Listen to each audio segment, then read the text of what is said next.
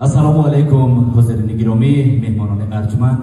قدم‌های همه شما را به فروم جوانان ناحیه فردوسی تحت عنوان جاویدان باد جوانی و جوانان تاجیکستان به دانشگاه بین المللی سیاحی و صاحبکاری تاجیکستان صمیمانه خیر مقدم می‌گوییم.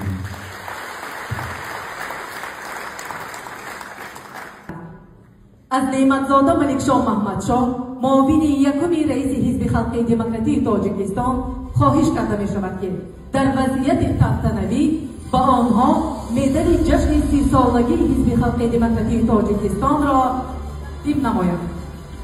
با مدال 30 سالگی حزب خلق دموکراتی تاجیکستان سرفراز گردانیده می شود سفرزاده دلشاد غنی، رئیس ناحیه فردوسی شهر دوشنبه.